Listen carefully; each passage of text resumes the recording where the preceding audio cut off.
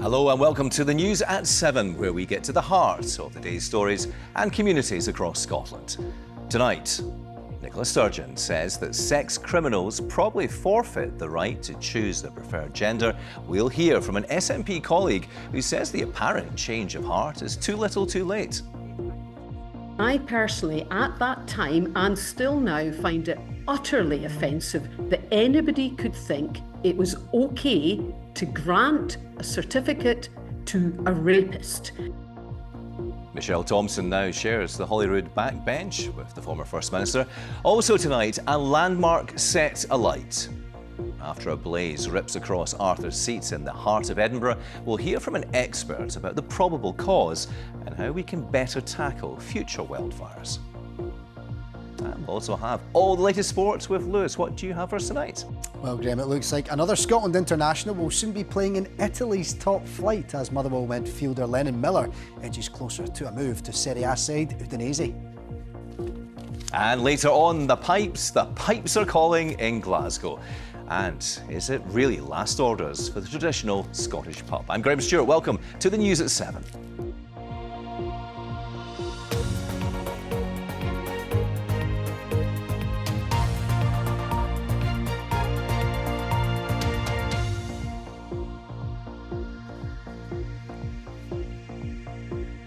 Nicola Sturgeon has said anyone who commits a male crime against women probably forfeits the right to be the gender of their choice. She was referring to Isla Bryson, the transgender rapist who was initially housed in a women's jail. The case ignited public debate over gender and trans rights, and at the time as First Minister, Nicola Sturgeon was unable to say whether Bryson was a man or a woman. She was pressed on the matter in an interview airing on ITV News this evening. I think what I would say now is anybody who commits the most heinous male crime against women probably forfeits the right to be, the gender of their choice. They forfeit to be the gender of their choice. That's quite. I mean, this actually goes to the heart of the difficulty that around probably this. was not the best phrase to use. They forfeit their right to be the gender of their choice. If you rape a woman, then I think you probably, the debate about whether they should be called a woman or not probably. Well, why don't you simply say then Isla Bryson is a biological male? Well, Nicola Sturgeon's SNP colleague Michelle Thompson says she tried unsuccessfully to push back on the former First Minister's gender recognition reforms. Earlier, I asked the Falkirk East MSP what she made of Miss Sturgeon's latest comments. I've read quite a bit about what she is saying in her interview, and the observation I would make is, why was this such a surprise?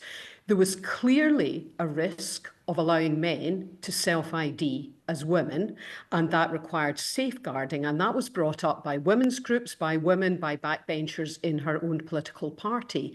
I myself then brought forward an amendment as part of the Gender Recognition Reform Bill that said if someone, which is usually a man, had either committed serious sexual assault or rape, they should not be allowed to apply for a gender recognition certificate. So none of this is a surprise. And I personally, at that time and still now, find it utterly offensive that anybody could think it was okay to grant a certificate to a rapist. The final point I would make is that during the course of that bill, the SNP group at that point, led by Nicola Sturgeon, were whipped to vote against my amendment. Well, in her book, Nicola Sturgeon talks about the convicted rapist Isla Bryson being sent to a women's prison. She says, "It completely blindsided me. I had no advance warning the case was pending." And she doesn't understand why no one flagged it up to her. Are you surprised by that? Well, yes, because the fact that Adam Graham, identifying as Isla Bryson, was sent to a women's prison was the logical extension of a policy of self-ID. So it doesn't matter if she didn't know that was going to happen. That was the logical extension of the process that she herself put in train with modifying the gender bill itself. She now concedes that she should have been more straightforward on the issue. Don't you accept that? Well, she may well do, but it's rather too late. It's not as though this wasn't known, talked about, and understood at the time. But at the time, she refused to engage with any women's groups and talk to them and sit down and understand what their concerns were. So this is not a surprise, but I'm very disappointed that at this point, she's acknowledging there was an issue. She could have acknowledged it was an issue at the time had she spoken to people like myself and women's groups. Nicola Sturgeon also says in her book about the abuse that she received from opponents. She talks about the intensity of the vitriol that she faced, and she said, "It made me feel less safe and more at risk of possible harm." Doesn't your side of the debate need to take more responsibility for that? Well, for a start, I utterly refute the concept of my side of the debate. I personally have always been very clear that I have no objection whatsoever to people determining how they live their lives. My issue has always been with if you have self-ID and then you don't take any cognizance of safeguarding whatsoever, there are, as a minimum, risks of things going wrong. Couldn't the debates have been more respectful, though?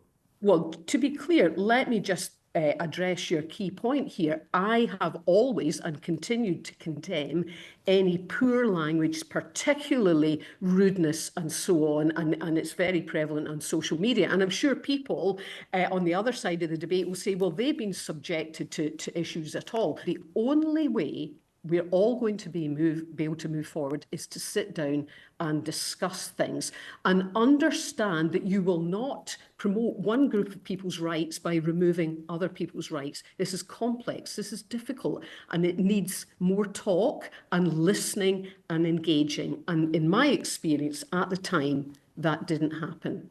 Michelle Thompson, thank you very much indeed. Thank you.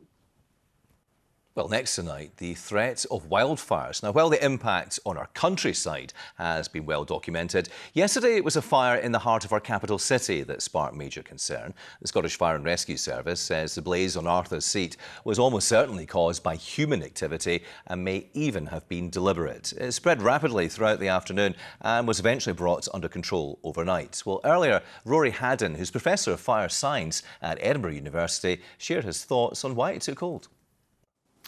Well, there's really two causes that we have to think about for any wildfire. The first is, what caused the ignition, and then the second is why did the fire then spread and grow like we saw on the side of Arthur's Seat. So it seems too early to really tell exactly what would have caused the fire to start, what that ignition was, but probably it was some kind of human behaviour. That's what we know. The statistics tell us that very clearly. In terms of why the fire would then spread and grow, that's really because of the dryness of the vegetation on the hillside. It was a very nice day on Sunday. We had a reasonable bit of wind as well. That always helps. But those things come together and they dry out the fuel, the vegetation really, really easily. And this isn't necessarily the living vegetation, but it's all the stuff that's tangled in amongst that, last year's growth, the dead stuff. All of that dries out really, really quickly. And that means that when we have that ignition, either deliberate or accidental, it's really too early to say at the moment what that would have been. The fire can take off. Coupling that also with the steep terrain on Arthur's Seat, and you've really got kind of all of those factors coming together perfectly for what is quite an intense wildfire. So if humans are often responsible for igniting the fire in the first place, obviously we can tell people to be more careful and more vigilant. When it comes to the spread of these wildfires, is there more that we can do to stop them spreading? Yeah, I think that's a really, really good question, and it's a really important part of what we're doing in terms of the research and the other activities that are going on around the country. Of course, the messaging to people of don't bring barbecues into the countryside and don't bring ignition sources of any kind. Take your litter home with you. All of that is really important, and we need to all think about that when we're out enjoying the countryside. But we can never get ignitions down to zero. That's just not really a practical thing to try and achieve. So what we then need to think about is how we're managing the landscapes. Climate change, land use change, they're all with us. So we have to think about how we adapt our landscapes to be more resilient in the event of a fire. So really communities could be doing more because, of course, the fire services, particularly in rural areas, it takes some time to get there. And these fires can spread quite rapidly. Yeah, the communities can do more, and in many places in rural Scotland, the communities are already at the leading edge of this stuff, where we've got estates, farms, different landowners all coming together to tackle these fires. I mean, they are there first very often. They understand the landscape, the vegetation, and there's a lot of reliance really put on them to help the fire service when the fire service do manage to show up and bring all those extra resources as well. So, that knowledge is really important, and it's important that we keep that within the communities, because, they're really at the front line, and also they're at the front line of identifying what strategies might be best to mitigate these fires, what kind of landscape treatments are the most appropriate. Is it the continued use of muir burn to manage fuel loads? Is it different ecological solutions, so planting specific species in different areas, but also they're on the ground when something does go wrong. They're the ones that the public generally get in contact with first after they've called the fire service, and they're the ones that are well placed to do something. Professor Rory Haddon, thank you very much. Thank you. Many of Scotland's pubs, restaurants and hotels could be closing time permanently. A survey of more than 350 businesses by the Scottish Licensed Trade Association found 70% are in decline or considering closure, while 59% are expecting to make a loss this year. Well, the association's managing director, Colin Wilkinson, has been telling me why. The first thing is the cost increases that we've seen over the last few years, particularly hard-hitting for our sector because we are very much a sector that employs a lot of people, is the increases to the employer's national insurance contributions. That shocked everybody really when that was announced, and that impact is now being felt. Overall costs for staffing, for suppliers, everything's gone up in price, and businesses are finding it much harder to cope with these. What about footfall, though? There's a lot of anecdotal evidence. You see it in particularly our major cities at the weekends in particular.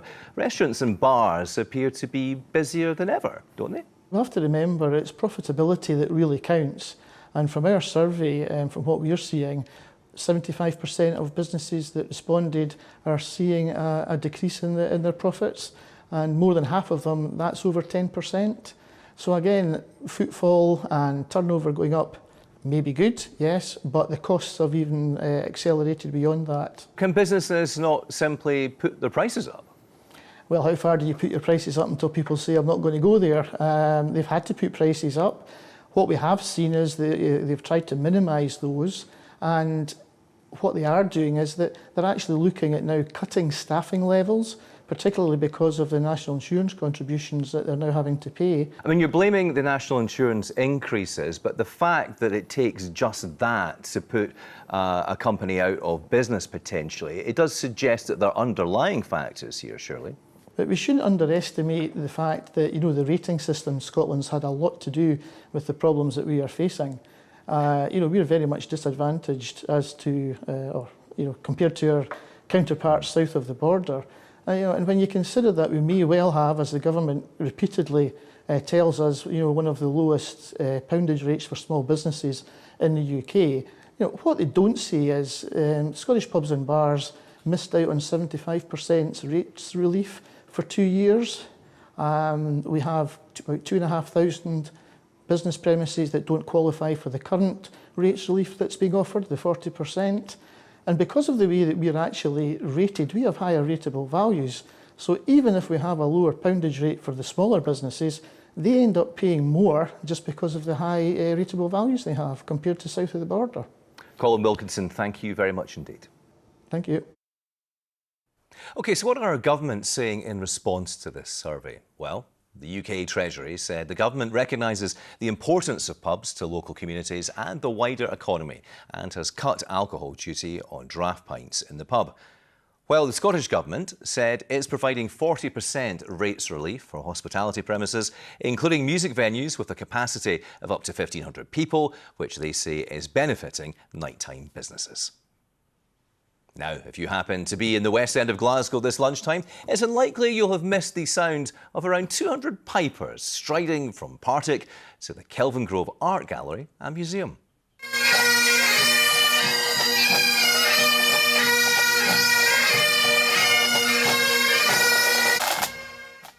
The Piping Live Big Band started the city's annual Piping Festival, which runs throughout this week and culminates in the World Pipe Band Championships on Glasgow Green. And Finlay MacDonald is the Artistic Director of Piping Live and joins me in the studio. How did it go today then? It went very well indeed. It was the biggest big band that we've ever had, so over 200 pipers and drummers, as you said, parading through the city. So really, a really special start to the festival, and you know, I played along myself, so it was a great feeling walking through the West End there with 200 other musicians and just taking it all in. It was fantastic. Give us a sense of where all these pipers come from. All over the world. Literally, I was standing beside a chap from Australia. There were people beside me from New Zealand, Canada, Austria, Germany, Switzerland. Literally, it's an international big band because we've got people coming into the city from all over the world this week. Do you find that there are different kind of traditions in different parts of the world when it comes to piping?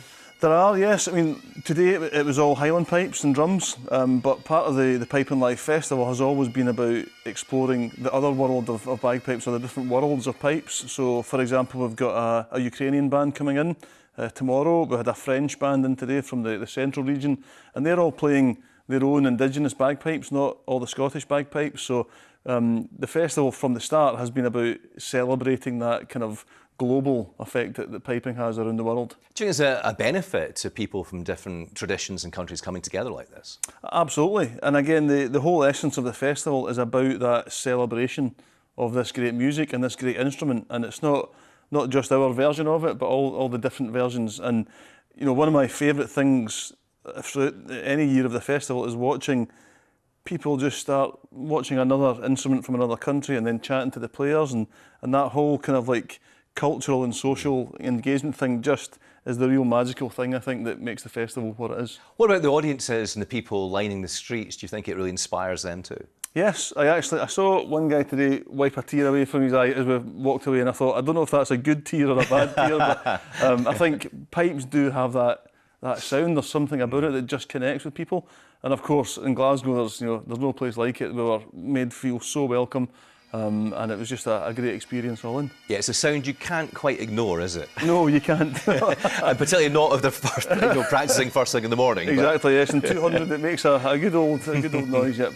And what is ahead in the next few days then? So we have, up at the National Piping Centre, we have the main festival site where we have music every day from 10 o'clock in the morning. We've got a kids' ceilidh taught, so the kids can come and do ceilidh, start learning, come and try the bagpipe. So we're very keen on, encouraging anyone that may have thought, maybe I'll try and play the pipes at some point.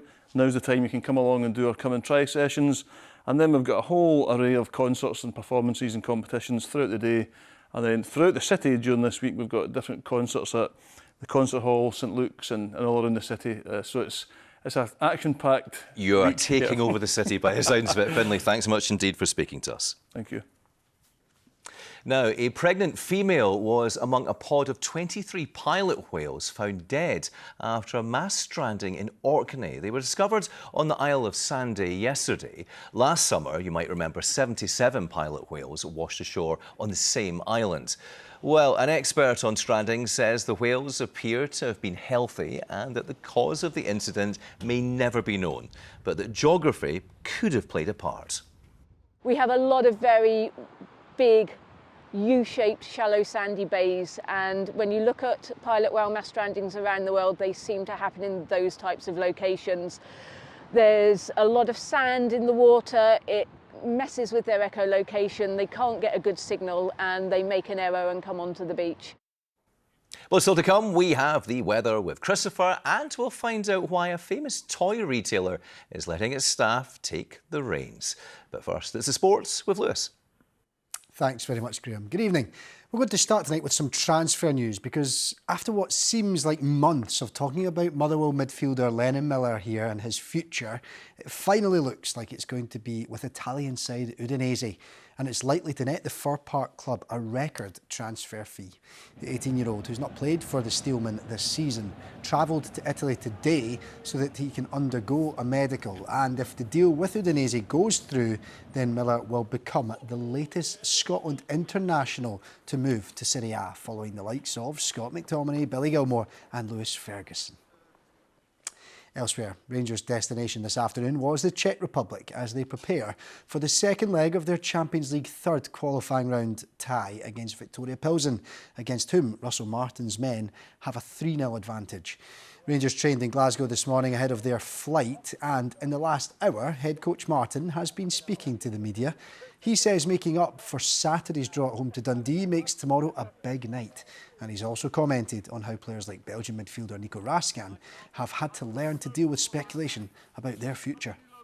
Well, I think there's been loads of stuff printed in your back pages about 20 million, 15 million, this club, that club. So I'm not saying it's from you guys, but I think there's definitely been the same with Dio, a lot of the guys. I think there's been a lot of uncertainty around a lot of players, but I think that's every summer when you play for a football club like this. So people deal with it in many different ways, and he's been fantastic in the last however long since he in his reaction been great.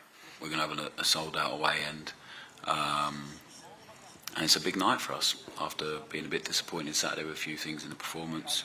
Hopefully we'll see some stuff that we didn't do well enough come out tomorrow night and do it better, and then bring lots of the stuff from the first game that we brought to the party at Ibrox. So no, I don't think there's any, we can't, honestly, it's my job to, as a coach on the training pitch, to not come off the players one bit at any point. Even when when they get into flow and it starts looking really brilliant, which I'm convinced it will be at some point, it's my job to make sure we stay on them all the time to keep growing. And tomorrow night is just a part of that. So there's no easing, there's no talking about that at all. It's about coming here to try and win a game and for it to look like us and the performance that looks like us and what we want to be. And you can read more from that press conference, which has just happened in the last hour on the BBC Sports Scotland website. Well, earlier on, I caught up with the editor of Rangers Review, Joshua Barry, who's in Pilsen and believes that the same issues are arising for the new manager, as fans have seen in recent seasons. If you go back to last season, and we probably had a very similar conversation dotted right throughout the campaign, Rangers were more comfortable in games where they didn't dominate the ball. And I think that's because they were a more reactive side, probably not as comfortable taking the initiative, not as comfortable when they had to set the tempo with the ball. And you saw that against Dundee. And again, Russell Martin, I think, echoed that with his comments. The European game last midweek, you could see a lot of the patterns that they're trying to play within the third goal in particular. But the difficulty in this side's Achilles heel for so long has been that when it is just what should be a routine game, they make it so difficult for themselves. What is right to point out is that this isn't a quick fix. The habits are deep and entrenched. There's been 5 or 6 different managers who have done the same thing as him, tried to up the tempo from the side, said all the right things, painted the picture of what it should look like and not being able to do it. So I think he knows that it's not going to be a half job. He probably can't approach it in half measures, and I think he's confident that he'll get the time in the back end to try and rectify that, and his comments so far have kind of reflected that overall trust that he has in the project that he's trying to build. And for even more sport, why don't you head to the BBC Sport website, where you can read about some golf news after Grant Forrest won the Nexo Championship on the DP World Tour by a comfortable 4 shots before being congratulated by Donald Trump via FaceTime. There you go, Graham. Bet you weren't expecting me to say that. No, that must have been quite an experience. Quite surreal, I'm sure. Lewis, thanks so much indeed Thank for that. Now, the founder of the UK's biggest toy chain, The Entertainer, is handing over control of the business to his 1,900 workers. Now, they currently have around 12 stores in Scotland, including Glasgow, Dundee and Inverness. And I asked the company's boss, Andrew Murphy, what prompted the move. Well, the primary benefit that most people would focus on is the opportunity to share in the profits of the company. Obviously, there have to be profits for there to be a sharing. So the idea really is that everybody is working together, and any success that's delivered, they will also be sharing together in the benefits of that success. The other benefits, I guess you'd call them softer benefits, are more engagement and communication from management through to employees. A very collaborative approach to setting strategy and sort of making policies and enacting them. And so there are different flavours of employee ownership, but they all effectively rely on closer working across the organisation and better communication and engagement. So there's some obvious upsides, but there are downsides as well, aren't there, when it comes to external investment? For example, if you wanted to, double the number of shops you had, for example, that's a bit more difficult under this kind of scheme, isn't it? unlike a company that, for example, has sold its shares on the stock market and to the public and institutions, there is no easy way to just create more shareholding and therefore attract investment. Effectively, as an employee-owned business, you either earn the money you spend or you borrow it, usually from a bank at the standard lending rate. That can mean that really accelerating your growth in a non-organic way can be more challenging.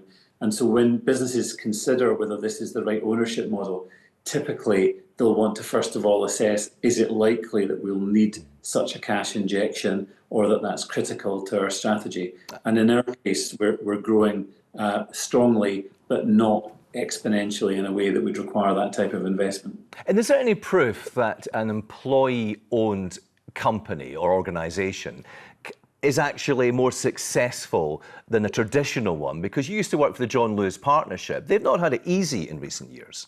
I would say that employee ownership is not a panacea. It doesn't really change the business environment you're facing into. And like all choices and kind of business models, there are pros and cons, which you've rightly pointed out. But there's now an increasing body of academic research and commentary that suggests that it creates a more sustainable business over the long term, and it certainly has reputational advantages. But I will leave it for others to judge whether it's a good thing, a bad thing, or just a thing. Andrew Murphy, thank you very much indeed for speaking to us. Thanks very much. All right, Chris now has a weather forecast. Pretty warm today. Is it getting warmer? It is getting warmer, very warm at times over the next couple of days. Graham, thanks very much indeed. Let me talk you through a couple of pictures that have come in today because there was a lot of cloud around, certainly over Loch Lomond there, rather cloudy grey skies and quite wet across parts of well, certainly parts of Sutherland in towards Caithness. And the best of the sunshine was in the northeast and the Northern Isles, but there's warmth on the way. Let me show you what's happening, because over the next few days, we're dragging in some really very warm air from the near continent, and that will allow the temperatures to soar by day and by night.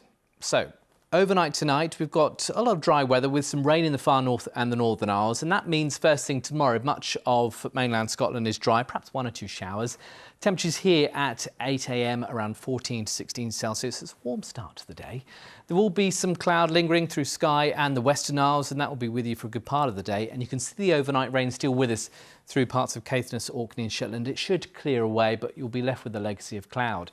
Elsewhere, though, a much brighter, sunnier picture compared with what we've had today, and much warmer too. These are the temperatures we're expecting mid-afternoon, 25, 26, maybe 27 degrees in 1 or 2 spots. And it's more of the same as we head through towards Wednesday. A few showers lifting north, bit of low cloud down towards the Solway there, but many areas dry and sunny. And in that summer sunshine, temperatures responding up to around the mid-20s for many parts. Always cooler and fresher around the coast and across the Isles. And then as we go through towards the end of the week, we start to see a bit of a change with temperatures coming back down again. So on Thursday, there'll still be some sunshine. There'll also be a fair number of showers developing and temperatures more like low 20s rather than mid or high 20s. And beyond that, through Friday, Saturday, Sunday, high pressure becomes established, but its position is important. You can see its orientation there. We're starting to drag in the air from the north rather than the south. So not as warm, but still dry with some sunshine, a bit of cloud around.